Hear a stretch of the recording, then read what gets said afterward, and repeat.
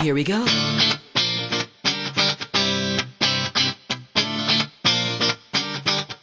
Let me lift you up. We'll go right to the top. Let the sun come up. Together we can fly.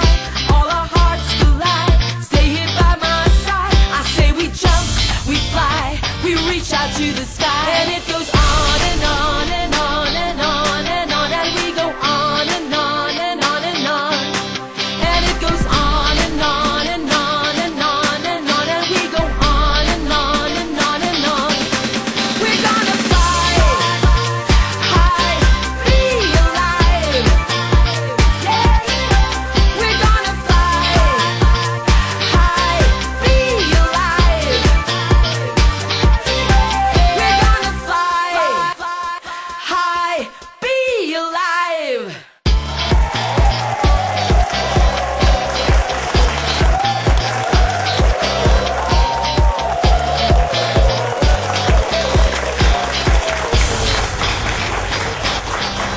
Good morning, everybody! Woo! Today is a very special day. 13th episode na natin.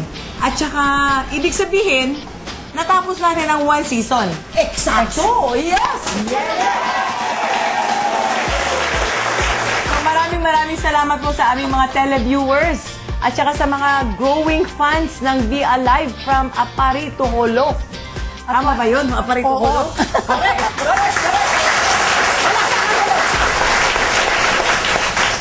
At maraming salamat din sa lahat ng mga nagbigay ng mga kwento nila sa atin. Those who shared their beautiful and amazing stories with us. At sa mga doktor din po natin, Tita Maggie, who are always willing to support our program. Sama-sama po natin naabot ang tagumpay.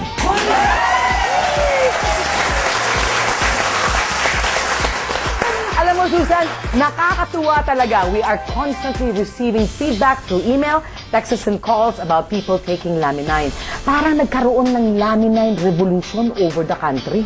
Oo, ibang klase talaga. Just recently, meron pang tumawag sa atin now, over 1,000 people ang nag-register to attend lang a meeting sa Dumaguete City.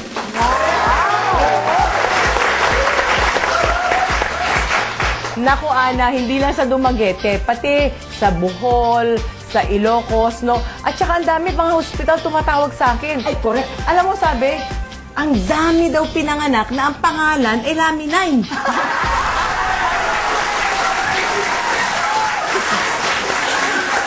And Susan, sasabihin na ba natin sa audience at televiewers natin ang good news? Ang sabi? Mamaya na, para surprise. Para surprise naman sa mga televiewers natin. Alam niyo po, mahal na mahal ko po ang show natin. Kasi you cannot imagine how happy I am and the gratification. Yun pong satisfaction na naibibigay na sa opisina araw-araw ang mga dumarating. Para pong ospital na eh. Pero pagka po, mga after 3 weeks, bumabalik po sila na ang sisigla na nila at may mga kwentong sari-sarili na binibigay nila at sinishare. And today, as our season ends, we will give you hope. Once more, as we discuss the number of one illness na kinakatakutan ng marami. Statistics shows that the Philippines has the highest rate of breast cancer in Asia. Wow, can you believe that, Ana? Oo. 8 out of 10. Yes. Grabe talaga. 8 out of 10 women will get cysts, lumps, or even breast cancer. Totoo yan. No? Okay, every day is a story of perseverance and faith because it is every day that we are faced with an uncertain tomorrow. Oo nga, you never know kung kailan po tayo magkakasakit, di ba? So let's conquer every day with optimism. At kaya po, nandito kami para po mabigyan kayo ng hope and show you ways of dealing with sickness and prevention through alternative and natural ways. Panoorin po natin ang kwento ni Josephine Rosauro. Ako po ay si Josephine Rosauro. Ako po ay nagkaroon ng bukol. Ayaw ko nang humantong na mauoperahan pa po dahil dumanas na po ako ng operasyon. Noong December, tataka ako bakit namumula na yung nipples ko. At nagbabayulit na yung pinaka-line niya doon sa nipples. Matagal na po yung bukol na yung 2008 pa po. Maliit lang siya. Kaso lang hindi ko ginagalaw. Maraming nagpayo sa akin na ipa-check ko raw, ipa-biopsy. Hindi po. Ayoko na. Pinabayaan ko lang po. Para sa akin po, handa na po ako kung anong mangyayari sa akin. Pero ang iniisip ko naman, hindi ko na ipapagalaw. Ngayon, may nakapagkwento sa asawa ko na subukan daw mo ng Laminine. Sinubukan muna po namin. Nung nag-take ako ng Laminine, 1 week lang, parang unti-unti siyang lumiliit. After 1 month, wala na. Nagpunta yung asawa ko dito kasi nagtatanong ako bakit makirot. Parang naopera ako na makirot. Ang sabi ng asawa ko, ganyan daw talaga po. Mawawala din yan after 1 week. Totoo naman po. Ngayon, masaya ako po dahil wala na yung bukol eh. Nung nakuha ko yung mammogram result, na halos nawala ng malitik, masayang-masaya na po ako.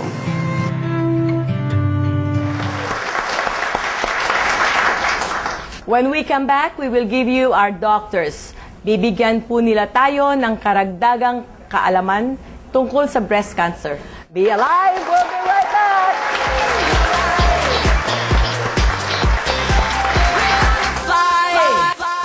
High, be alive.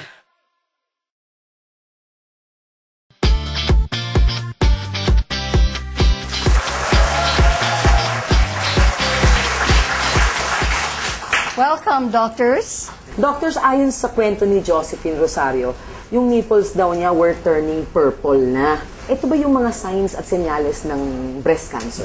Marami tayong mga senyales kung nagkakaroon ka ng breast cancer. Yung isa nga dito, kadalasan ang nangyayari, may nakakapangbukol yung babae o merong lumalabas na discharge na tinatawag, meron ding pain or kuminsan parang namamaga na rin yung nipple. Baka ganun yung halos nangyari sa kanya.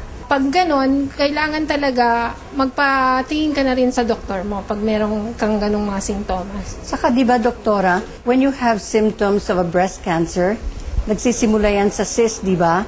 Dapat hindi binabiopsy yan kung nasa loob ng katawan, kailangan tanggalin muna. Isn't it true? Actually po, meron pong mga ibang paraan. Yung self-examination, at around 20 years old, you do your self-breast exam.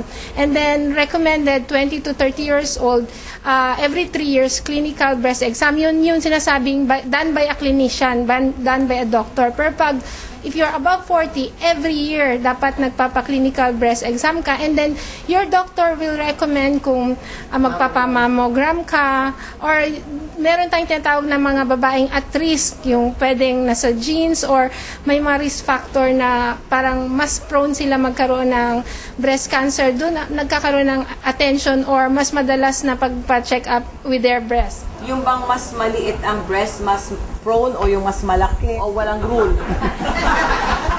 It doesn't really matter whether it's small or large. The risk factor is on both. Either it's because of your age, the family background, or sa race. Pero doctor, bakit nasa statistics ngayon that the Filipina woman has the highest incidence now of breast cancer? Simply because of 3 factors. Their propensity to alcohol. Second is their aggressiveness on sex.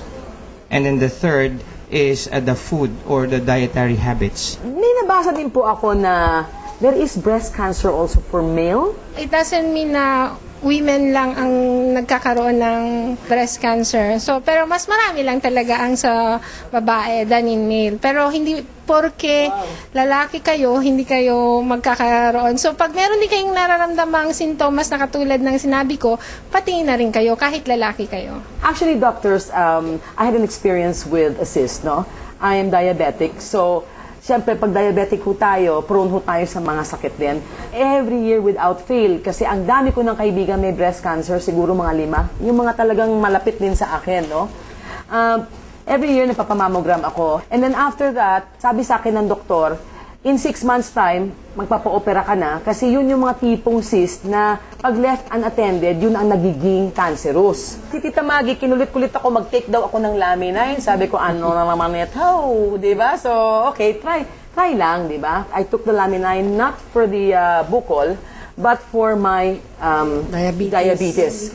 So, 6 months later, I went back to the hospital. Sabi ng surgeon ko, we're already pinpoint yung coordinates ng bukol para maitanggal na natin, no? So I went to the hospital, ultrasound, yung technician pa lang nandoon. Sabi niya, ma'am, pwede natin hintayin yung doktor kasi parang medyo hazy, no?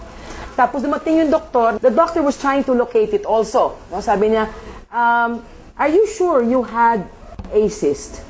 I said, yes, doctor. Dala ko yung dati kong recommendation ng surgeon. Sabi niya, I cannot find it.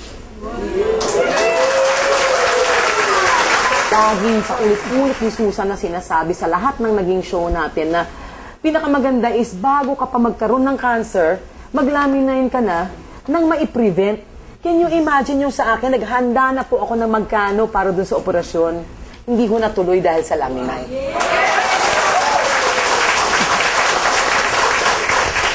Amino acid, it decreases cell oxidation.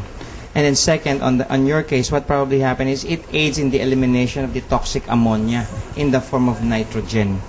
Yun yung nakatunaw doon sa breast lump. Kaya yun ang kagandahan po ng Laminin is because they're very profound on addressing breast cancers and prostate cancers. Yung mga ibang cancer, walang mga symptoms until it's already stage 3 or 4. So, I guess, like Susan was saying, maganda yung Laminin for prevention kasi tumutulong na sa mga stem cells mo na hindi mo alam. Ano po yung pinakamagandang case na na-handle? Yung pasyente namin sa Kalibo, when I first met her, she has a non-Hodgkin's lymphoma, the size this big.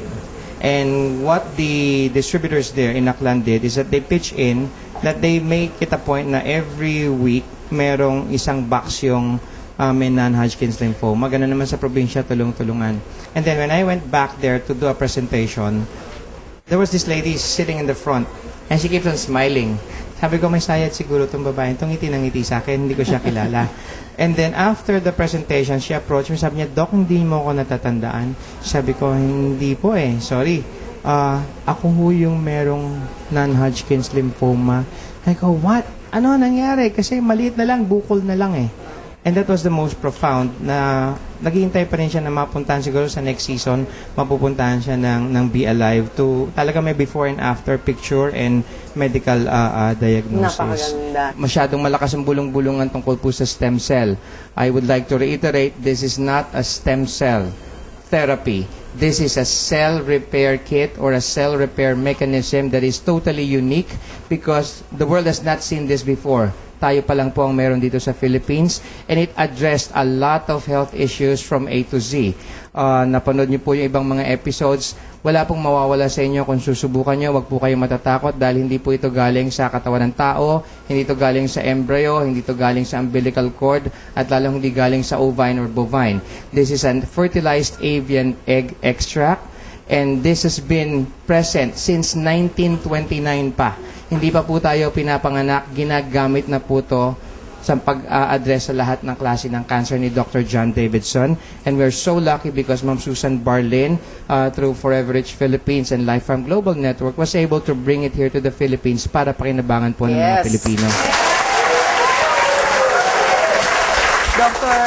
Ria, any phenomenal case that you have encountered since you have been introducing Laminin? When I discovered Laminin, my main purpose is for my family. My father is a doctor and I have a neurologist brother. So I'm always looking for something that could help the health of my family. But then I was amazed that while aiming for it, yung mga kaibigan ko na na-introducean ko ng Laminin, kakaiba yung feedback sa akin. And then it made me wonder, ano kayang meron dito na maganda ang resulta. So, I made a research on my own.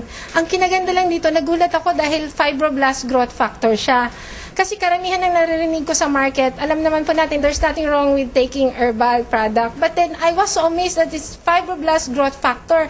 And then, when I started my research, mas lalo akong natuwa kasi fibroblast growth factor, as I've said before, all our cells, almost all our somatic cells and stem cell has a receptor for fibroblast growth factor. Ibig sabihin, it has a purpose kung bakit siya ginawa. Meron siyang patutunguhan sa katawan ng tao.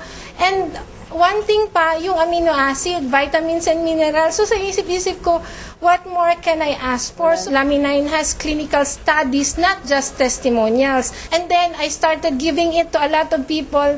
Ang pinaka-phenomenal sa akin that really made me cry is a nurse for operation na siya. Total abdominal hysterectomy, salpingo o operectomy. Kung baka tatanggalin ng matres ang baryo niya, I don't know kung it can really turn up the events 360 na hindi ka maoperahan. Pero you have nothing to lose when you take Lamine. Walang mawawala sa iyo, ma'am, sabi ko. So, she called me after a month. Sabi niya, Doctor, I am here in Davao. I just had my ultrasound. Sabi ko, nagulat ako kasi umiiyak siya. Sabi niya, you know what, Doc, sabi niya, ang tagal-tagal kong in-ultrasound. Sabi niya, bakit po? Yung ooperahan nila sa akin dapat nawala. Wow. You know, Doc, sabi niya, kung andito ka lang sa harap ko, mayayakap kita. Wow. And ang sabi ng doktor niya, you know what happened to you, Ma'am Kaeria? A miracle just happened to you. Sabi ko, God works in a lot of ways, maybe through Lamine, through us. Kaya kung mahal niyo yung mga katabi niyo ngayon, pamilya niyo, kapitbahay niyo, lahat po ng, ako po sabi ko nga, I could talk about Lamine for the whole day. I've researched on it. I've seen the miracle of helping a lot of people. Why not take a try? Why not take a shot? You have nothing to lose. Maraming salamat po sa ating mga doktor. Dr. Rhea, nangingiyak-ngiyak pa siya habang nagkikwento. Si Dr. Fruto naman, napakasutil, pero maraming salamat po, Doktor.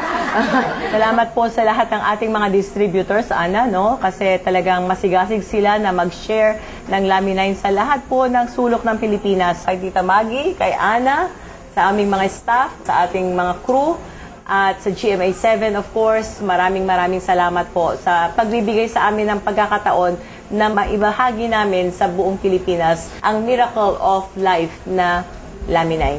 At para po doon sa nalalayuan sa Manila, marami po tayong mga branches sa Cebu, sa Calamba, sa Santa Rosa, at sa Bacolod. At tumawag lang po kayo sa opisina para malaman po ang numero ng ating mga centers at saka mga branches para po makuha nyo ang telepono at saka mga oras ng training at product presentation. And to our supporters, Aquabest, salamat. And katulad na lagi kong sinasabi, Ana, it's almost a sin, it's almost a crime to keep Lamine a secret and not to try Lamine. And of course, also, not to be alive. Pero kung nag-uusap po tayo ngayon ng season ender, huwag po kayong malulungkot dahil pagbalik ho namin, meron pong sorpresa ang isang babaeng napakaganda para sa ating lahat. Babalik po ang Be Alive.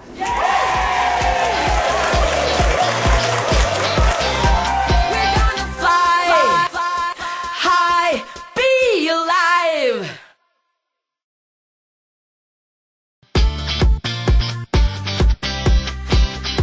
Welcome back. For the past 13 weeks, we have been showing you stories about hope, about faith, about courage, about strength, about God's healing hands upon our lives.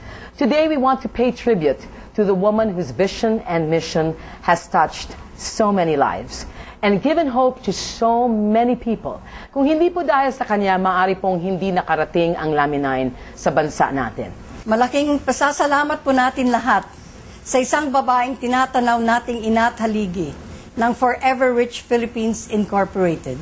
Tinuturing siya na isang Melchora Aquino na may dugong Gabriela Silang, whose passion and conviction to help humanity knows no bounds or limits. Maraming salamat sa kanyang walang kapaguran sa pagtulong sa sambayanang Pilipino. Mga kaibigan, si Susan Barlin po.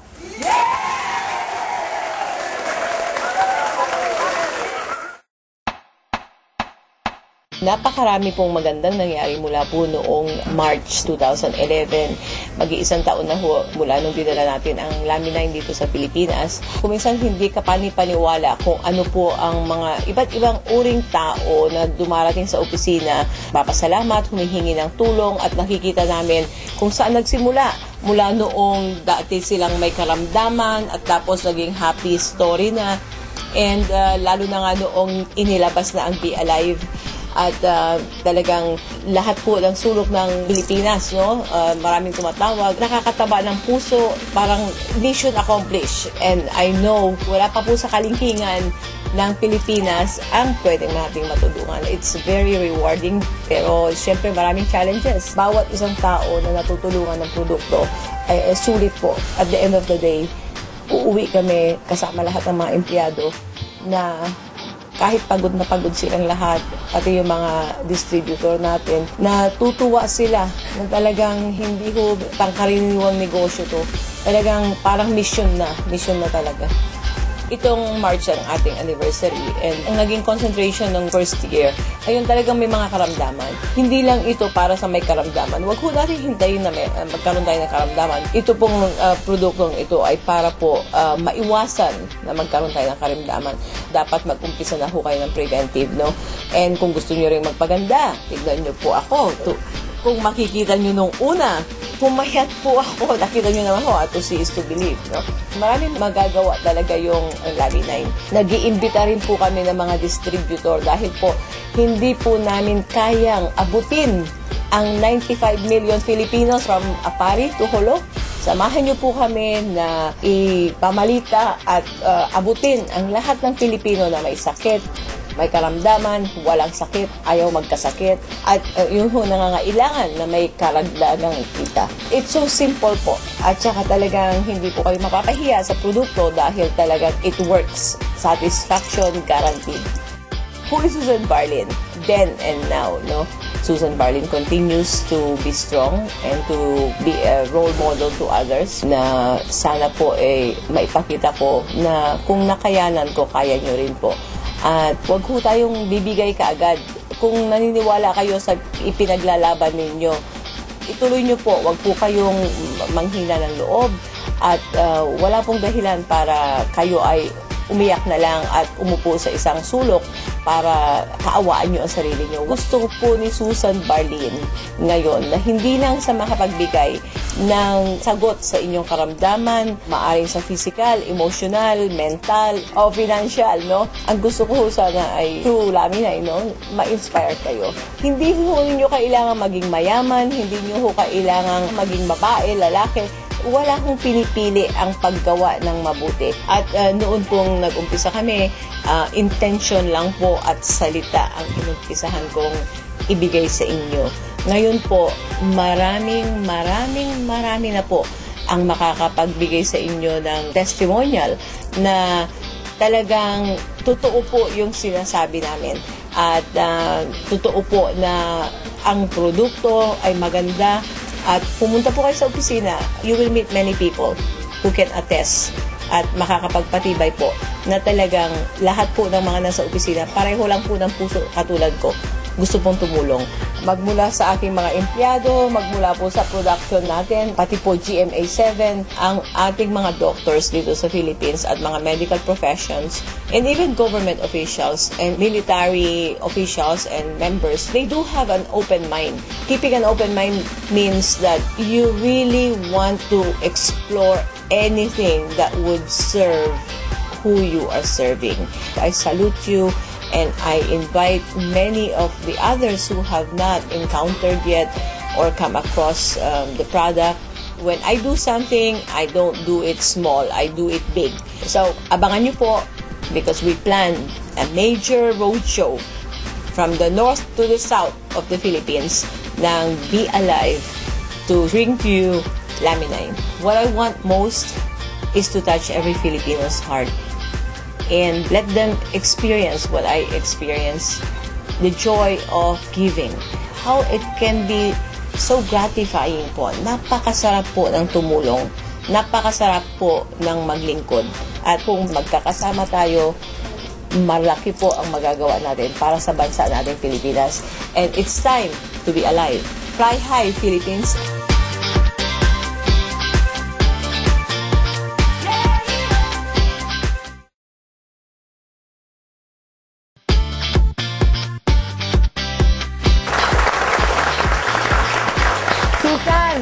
Baka naman it's time na sabihin mo na sa mga audience natin kung ano yung special news mo at surprise sa kanilang lahat. Oo nga naman, Susan. Ngayon na.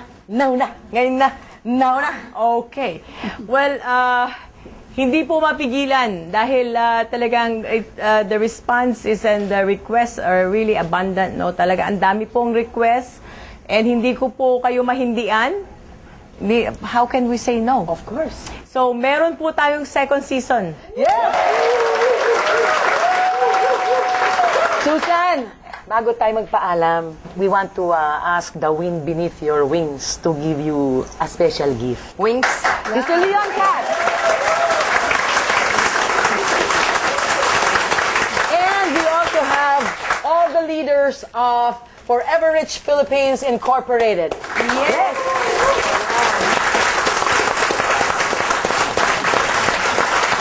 We also want to thank all the staff of Be Alive team, yung ating crew members, and the staff also of Forever Rich Philippines. Dahil kung wala rin po sila, hindi na natin magagawa yung gusto natin mangyari. So, abangan po ninyo. Ang second season po natin is full of surprises. Napakaganda po. Mas gagandahan po namin at mayroon pa pong karagdagan na mga episode, hindi lang po sa kalusugan, kundi po sa kabuhayan. So, we're working hard.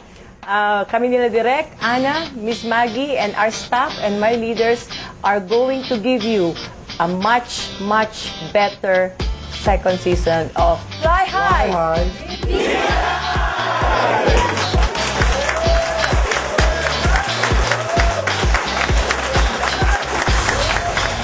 Be Alive would like to thank the following: